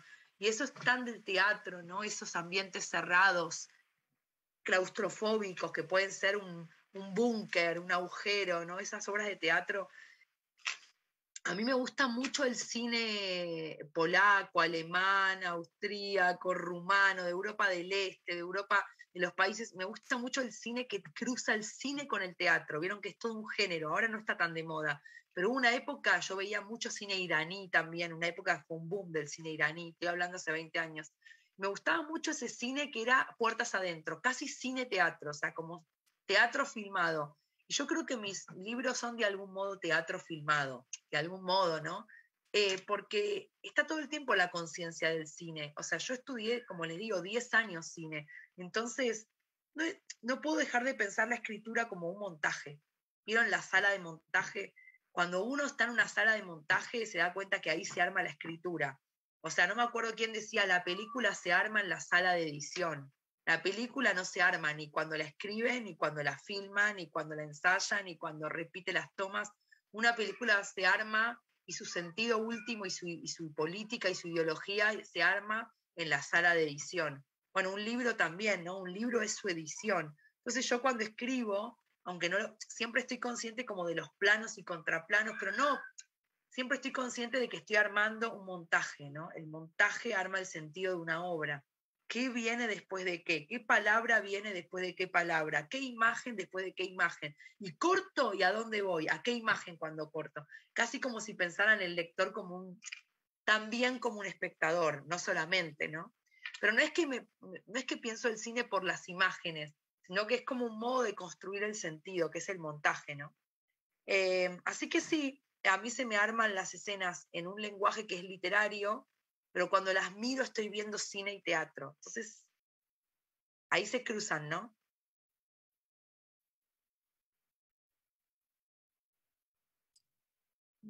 No sé si no vas a responder algo. Ok, ¿alguien más tiene? Ya casi nos acercamos a la hora, pero todavía tenemos tiempo para más comentarios o preguntas del resto. ¿Arturo? Bueno, quizás sería una pregunta. Hola, Ariana, mucho gusto. Sería una pregunta muy, muy simple, pero igual me genera mucha curiosidad. Bueno, primero sería como hablar de tres citas, como más o menos en específico. Una es la de, bueno, George Bataille, que decía que la literatura debía ser hipermoral, en el sentido de que no debía sujetarse a ningún tipo de moral, ¿no? Sino en todo caso abordarlas todas. Otra también es, bueno, de Oscar Wilde, que me gusta, que dice que un artista no se debe preocupar porque hablen mal de él, ¿no? Sino que la gente no diga nada. Creo que también va en comunión con las ideas que has expresado. Y bueno, una duda final sería más bien, bueno, hay muchas definiciones de ética, ¿no? Quizá ahorita, pues de las más usadas o más conocidas sería la de Foucault, ¿no? Que él decía que él terminó investigando las relaciones de poder porque quería entender la ética, ¿no? Y no al revés, pero que finalmente terminó siendo conocido por las relaciones de poder. Y pues me gustaría saber qué autores o autoras te parecen interesantes al tratar de la ética o cómo surgió para ti este interés, ¿no? Porque evidentemente hoy es más fácil que te cancelen por algo a otra cosa, ¿no? Entonces también en alguna medida con lo que has comentado es como tomar una clase de riesgo al hablar de temas polémicos. Sí, bueno, muchas gracias. Está buenísima la tríada, la Santa Trinidad, la tríada que evocaste, está buenísima, de Foucault, de Oscar Wilde, ¿no? Y de Bataille era o no me acuerdo. Bataille, George. Sí, él Bueno, sí. sí, bueno, no te había escuchado si era Baudrillard, bueno, pero sí, Bataille. está buenísima.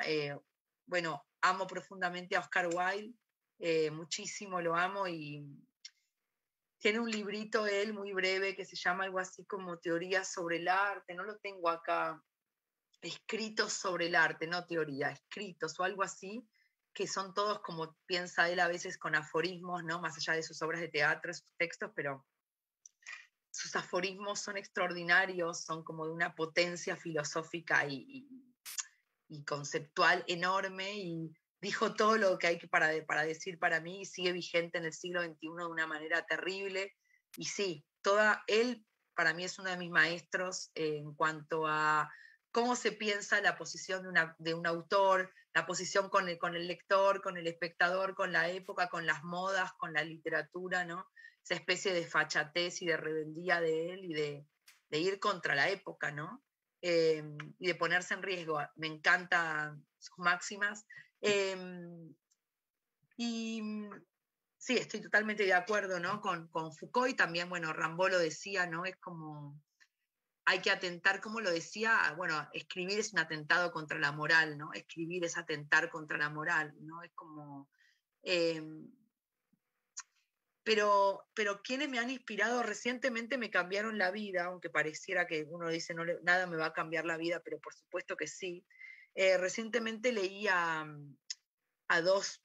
uno que es el húngaro Imre Kertész, que vengo hablando mucho de él. Imre Kertész, lo puedo escribir en el chat, que es el escritor húngaro, sobreviviente de los campos, sobreviviente de Auschwitz, no se sobrevivía de Auschwitz, pero sí, sobreviviente de los campos de concentración, y pasó por Auschwitz, y sobreviviente del estalinismo, con lo cual doble mérito. Ya con eso solo podría tener biografía de escritor. Y él decidió no irse nunca de Hungría, no irse nunca de Budapest, de Hungría, a pesar de que luego, cuando terminó la dictadura comunista, todos podían irse, y él fue invitado a irse tantas veces a Alemania, donde fuera, porque él dijo, no, si yo me voy no voy a poder escribir, o sea, tengo que escribir en esta lengua marginal, que es el húngaro, recontra marginal, una lengua que no es el alemán, o sea, no es el inglés, no es el francés. ¿Quién lee húngaro, no? Se requiere, por supuesto, de traducción, pero ya la traducción es una puesta en riesgo, y además en esa época, bueno, es una situación, como dijimos, no se traduce a cualquiera, ¿no? Implica un poder la traducción. Y él me cambió la vida porque él habla eso. Él, junto con Jean Améry, se escribe Améry, que también se suicidó, y Paul Celan, que es el poeta quizás más conocido de los tres, que son los tres sobrevivientes de los nazis, pero tienen éticas que ya no se ven hoy, yo no las veo en los autores, que es lo que yo les decía antes, no le entregaban a sus verdugos su destino, o sea, no se dejaban instrumentalizar con nada, ¿no?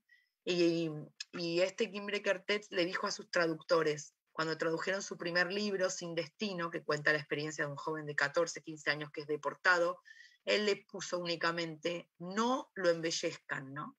No lo embellezcan. Y ellos le contestaron, esperamos no haberte traicionado, no haberlo embellecido. Eso es una ética, porque cualquiera hoy para vender te dice, embelleceme, es decir, volvémelo más lacrimógeno para vender, más patético, más sensibilero.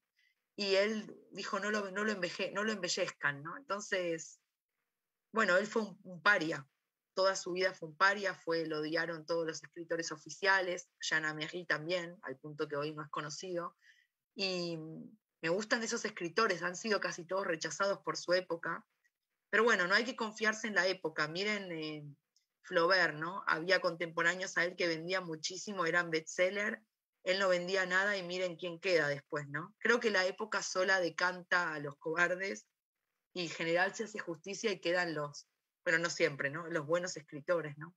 Así que bueno, sí, siempre me miro los artistas que han tenido valentía, esos son los que me gustan, ¿no? No sé si respondía. Sí, muchas gracias. Solo sí me gustaría si pudieras escribir el nombre del escritor húngaro que Sí. mencionaste. Espero Gracias. que sí, la traducción, porque la traducción es excelente al español.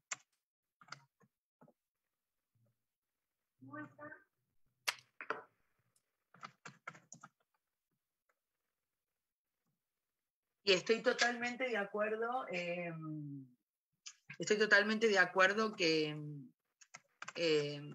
se intenta que leamos todos de un modo similar, ¿no? O sea, intentan que leamos todos de un modo muy programático.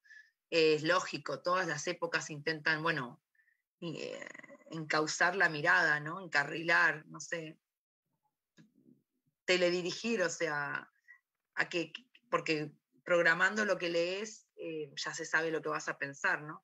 Y cuando entras a una librería, por lo menos en Buenos Aires, yo lo veo mucho, pero acá también en París, ¿no? Como que siempre son, no los mismos libros, pero bueno, los que se quieren mostrar. Hay muchos libros que no llegan a publicarse o no están expuestos, ¿no?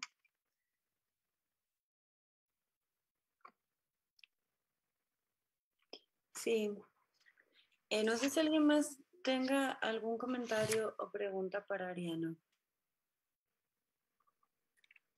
Si no, voy a hacer una pregunta egoísta. que es en realidad sobre algo que, no sé si nos puedes comentar así un poquito sobre esta exploración, o sea, la importancia quizás de la locura en tu obra, porque estos personajes que siempre son como muy, eso, delirantes. Claro, ¿Tiene un peso o no tiene un peso? O... Sí, estaba buscando cuál era su... Stefan Zweig. Por supuesto, o sea, a mí lo que no me gusta es cuando... O sea, lo que no me gusta es cuando se patologiza o se diagnostica como si fuéramos psiquiatras o psicólogos o cirujanos, etcétera, o sociólogos. No me gusta la tipificación, que es lógica después en una lectura, en una exégesis, en un ejercicio a posteriori, pero no me gusta la idea de que, bueno, toda esa especie de nomenclaturas o de epítetos, bueno, la madre incestuosa, digo por la débil mental o precoz, no tanto por Mátate Amor, ¿eh? La madre incestuosa, la dinámica entre madre e hija, que son bipolares y que son histéricas, pero tienen una transferencia que es un poco simbiótica, y entonces hay una especie de familia disfuncional donde el hijo, bueno, son todas categorías, el Edipo y todas categorías prestadas del psicoanálisis que están buenísimas para el psicoanálisis, pero que a mí no me gusta aplicar en absoluto a la escritura, más bien me gusta dinamitar eso, ¿no? Me gusta no pensar los personajes en los patrones estos, ¿no? Como otra vez el esfuerzo quizás intelectual, porque uno es hijo de una cultura, obviamente, y producto de una cultura, y están esos conceptos ahí, pero me parece que eso hay que barrerlo, que hay que cortarlo, que hay que sacarlo, que hay que tratar, otra vez pulverizar, ¿no? De pulverizar esos sentidos, eso, una madre loca, alienada, la depresión posparto. Cada vez que me preguntan por la depresión posparto, o sea, sí, no es inválida la pregunta, puede leerse como una depresión posparto, pero que sea una de las lecturas posibles. Hay tantas más, ¿no? Hay tantas más y se puede leer desde tantos horizontes distintos, ¿no? Entonces me gusta no encerrar a los personajes en categorías establecidas, me parece que los asfixia, que los vuelve maniqueos, dicotómicos, realistas, se me vuelve hiperrealista, y es un efecto, aunque el realismo es un efecto estético y no es la realidad, obviamente, pero igual. Entonces la locura tiene un gran lugar en mis escritos, pero no desde el punto de vista de la locura que se medica, ¿no? Hay una parodia sobre una lectura paródica, y una lectura farsesca, y una lectura irónica y de humor negro sobre la locura. Por ejemplo, en Mátate Amor, cuando el personaje dice, ahí voy como Zelda Fitzgerald, que sabemos que fue internada y que murió en un hospicio, un hospital psiquiátrico, un incendio, o sea, tantas escritoras, ¿no?, que han sido internadas, pero bueno, todo ese tratamiento que se daba en el siglo XIX y que se sigue dando, la mujer como loca, la mujer como histérica, la mujer como alguien que hay que encerrar porque está loca, está endemoniada, todo ese tratamiento como del siglo XIX, la mujer loca que es infiel, que se divorcia, la loca, ¿no? Siglo XIX y siglo XX también, obviamente que no hemos terminado con esas miradas sobre el ser humano. está parodiado. Vieron que en Matate Amor va y se interna, el marido la interna. Y ella dice, voy a practicar poses para parecer loca, ¿no? Después en otro momento dice, bueno, hay que parecer normal. En otro momento dice, hay que hacer de madre, hay que dar infancia. Es como si todos los deberes ser son un esfuerzo para nosotros, ¿no? Hay que hacer de madre, hay que hacer de esposa, hay que hacer de escritora, ¿no? Es un esfuerzo, pero es una impostura también, ¿no? Por eso, ¿cómo no voy a estar en contra de la identidad única? Me parece una estafa total. Yo creo que ahora nos parece muy digno y muy como una gran conquista de los derechos sociales y justicia, porque obviamente si te lo venden así se da visibilidad a minorías que han sufrido, han sido oprimidas, y lo cual es cierto, pero me parece que es un nuevo intento para para dominarnos, ¿no? Un intento fascista de tenernos agarrados del cuello, porque tampoco es que así somos libres en absoluto, ¿no? Y además porque es algo inaprensible lo que somos. Yo no puedo entender que alguien sepa lo que es. Es un gran misterio, alguien sabe, el deseo menos. ¿Qué te gusta? Definite. Bueno, heterosexual, heteronormativa, mujer, no, para nada. El deseo es algo que no se entiende qué es. ¿Qué es? Yo todavía no sé qué es. Así que en mis textos yo no pienso en los personajes como lesbianas, bisexuales, transexuales, intersexuales, no binarias, pansexuales, yo no las incestuosas, yo las pienso como personajes que están arrojados en una especie de estado de shock, de aturdimiento mental, como lo está alguien en la vida cuando le pasan tragedias, traumas, como en medio de una guerra, y tratan de entender qué son, pero vieron que no saben mucho qué son. El amor en los personajes es algo que no se entiende bien. No se entiende bien qué es, y qué se desea cuando se desea, y qué es un coito, y qué es un hijo. Bueno, no. Así que, bueno, mi literatura trata humildemente de empujar las categorías, ¿no? Sí, yo creo que las empujas bastante, que respondes bastante bien pues a todo lo doxo, ¿no? Desde lo amoral o no sé, desde dónde. Bueno, no sé si alguien más tiene algún comentario. No leo los de Facebook porque no son preguntas, más bien son gente que te saluda, que te felicita, que te admira. Yo lo puedo ver, si me insultan no me lo digas, pero si no me gustaría, yo no veo nada, estoy en Zoom, después lo podré ver. Sí, después lo vas a poder ver porque ahí se va a quedar grabado, pero no, son puros comentarios buenos de felicidad. Yo estoy anonadada, ¿viste? Porque uno siempre piensa que le van a pegar ahí un palazo hoy, pero no. Y eso está buenísimo, es como un gran alivio, ¿no? No, puros corazones, Ariana. No los obligás, ¿no? No hay una especie de obligación, ¿no? No los corrompiste, ¿no? No, todo libre. ¿Y ustedes dónde están ahora? ¿En qué ciudades o diferentes ciudades? Diferentes ciudades. Nosotras las que organizamos el seminario estamos en Guanajuato y la mayor parte estamos aquí en Guanajuato, pero pues ahorita no están los de Reino Unido, pero suelen venir de Reino Unido también y están pues de la Ciudad de México, del Estado de México, y creo que hay chicas que están en otros países también, pero no sé exactamente. Bueno, me parece muy interesante toda esta corriente que se arma real, lo digo en serio, entre diferentes países, en este caso Latinoamérica, pero podría ser de otros lados, que algunos estamos pensando, intentando pensar distinto, tomando riesgos, conversando, compartiendo. Se arma, yo tengo la ilusión de un diálogo, ¿no? De no estar tan sola acá en Francia y estar como dialogando. Con México un montón, así que bueno, me parece maravilloso y me gustaría poder ir también algún día para ahí.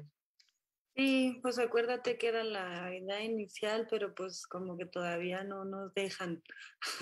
Bueno, pero algún momento, ¿no? Algún momento, esperemos que sí. Pues muchísimas gracias, te doy gracias. Ay, perdón, Elsa, quiere hacerte un comentario. Sí, hola, justo a tiempo antes de que se nos acabe la sesión. Muchas gracias, Ariana. Bueno, esta pregunta es un poco, a lo mejor sencilla o simple, ¿no? Pero tú ya nos comentabas de la importancia, me imagino, de esta interlocución, ¿no? De la búsqueda de la alteridad la importancia que tiene para ti el teatro, el cine, como, sí, como influencias, pero también como parte, ¿no?, de la conformación y de la búsqueda estética de tu obra. Y en este sentido, pues entiendo que es también muy importante, ¿no?, el efecto que esto causa también en los lectores, ¿no? Por un lado, el efecto o el impacto intelectual, ¿no?, con todas estas imágenes que nosotros leemos, que hay que ir entendiendo, esta nota poética también que se identifica, ¿no?, en tus textos, que vas construyendo poco a poco y que exige de tu lector, sí, no solo la atención, ¿no?, sino también ser parte de ese proceso que tú dices de traducción que implica la literatura, ¿no? Y por otro lado, pues también está la cuestión del impacto que causa en el cuerpo, ¿no? Cómo roba el aliento, cómo a ratos se agradece, incluso como estos espacios en blanco que dejas entre ciertos capítulos, que como lector, ¿no? Yo terminaba y decía, puedo recobrar un poquito el aliento para toda esta intensidad que viene, ¿no? Y que me exige mentalmente, me exige físicamente, ¿no? ¿Cuáles serían entonces estos puntos que hay que tocar en el lector, ¿no? Estos momentos o estos detalles en los que hay que causar este choque, digamos, ¿no? Emocional, racional, ético, etcétera, no sé. ¿Qué es lo que hay que tocar en el lector para, bueno, involucrado naturalmente queda, ¿no? Pero, pues no sé, para causar como ese punto electrizante, digamos. Bueno, gracias, Elsa. La última pregunta, ahí entraste justo en el final, eh, al filo.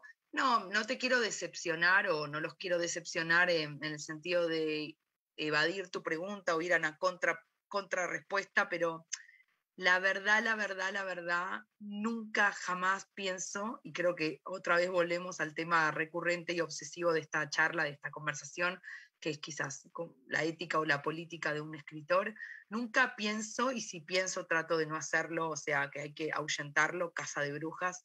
Nunca pienso en la reacción que va a tener el lector o la lectora en el momento de leer eso. O sea, cuando empiezo a especular y a pensar qué va a sentir, cómo lo puedo sorprender, o cómo hackearlo, o cómo desestabilizarlo, o cómo romperle el corazón, o cómo encantarlo, o enamorarlo, me parece que voy por súper mal camino. O sea, no sé cómo hacen otros, pero en mi caso lo que tengo que hacer es olvidarme completamente de que existe un traductor, un lector, un editor, que son todos lectores finalmente, ¿no?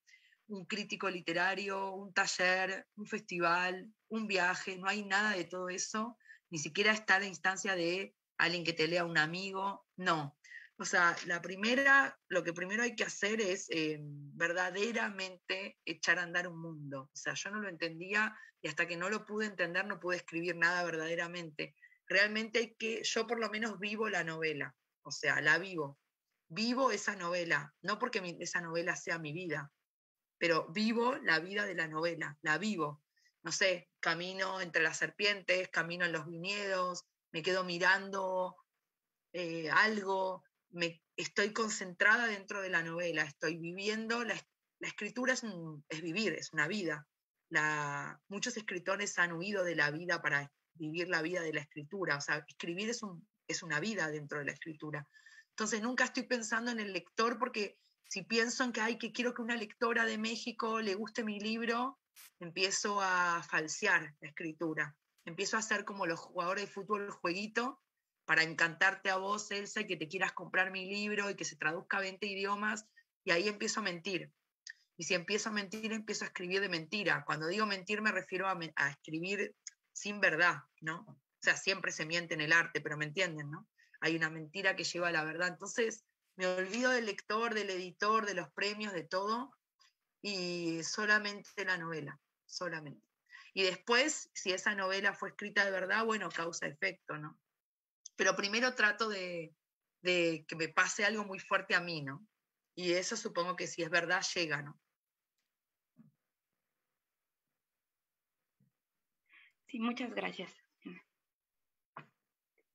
Gracias, Elsa. Bueno, Ariana, como ves, puros saludos bonitos. Que vayas para Cádiz, para España, que vayas para Chile, para... Que me inviten. Que vaya, no puedo ir volando sola. Bueno, pues ya saben todos los que nos escuchan. Nada, reiterarte en nombre de todo el seminario, pues muchísimas gracias por estar aquí con nosotros, por compartir, por tu plática súper interesante y esperamos pues poder seguir manteniendo el contacto y que algún día, ya que se termine este rollo, quizás invitarte y platicar por aquí. Bueno, muchas gracias. Con casi todos ahí los veo, con casi todos pude hablar y si no también pude hablar igual mirándonos. Así que gracias Inés y a todos acá, casi todos se quedaron, no se fueron. Y gracias, me encantó. Y bueno, seguimos, ¿no? Uno siempre sigue en los libros, en los textos, en todos los talleres. Así que bueno, hasta la próxima. Muy bien, muchísimas gracias de nuevo. Que estén muy bien. Bonito día.